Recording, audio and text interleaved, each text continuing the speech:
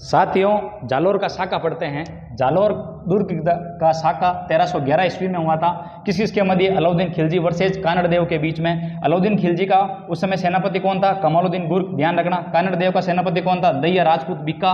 और कानड़ देव की पत्नी का नाम क्या था? जेतल दे, जिसने जोहर किया था। अब इस युद्ध का मुख्य कारण क्या था? ये सब गड़बड़ इसने फिरोजा ने किया था।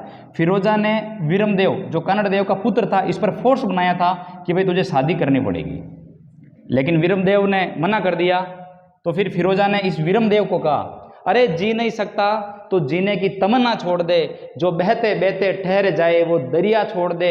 मैं तो फूल थी और तूने मुझे कांटा बना के रख दिया, और अब इस कांटे से कहते हो कि चुभना छोड़ दे, कि या तो शादी करनी पड़ेगी और या फिर युद्ध के लिए तैयार हो जा। फिर वीरमदेव ने मना कर दिया।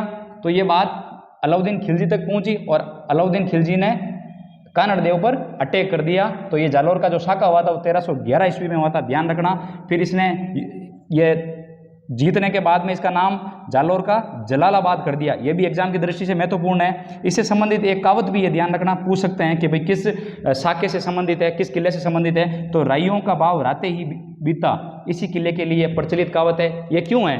जब ये अपनी सेना अलाउद्दीन खिलजी लेकर आया था युद्ध के लिए, तो ये जालोर का जो किला है थोड़ा सा ऊपर था, तो ये इसको कहीं रास्ता नहीं मिल रहा था। तो उसने क्या कि गांव नीचे जो गांव आसपास थे सब अनाउंस करवा दिया कि भी जाओ राई लेकर आओ। राई की खास बात क्या है कि उसको अपन रात रात में बीज डालने पर वो अंकुरित हो जाती है। जहाँ पर बीज अंकुरित होगा वहाँ पर कहीं ना कहीं उस किले को तोड़ने में आसानी रहेगी और आसानी से ऊपर चढ़ सकते हैं। तो ये जानकारी जो मुख्य है आप ध्यान रखना।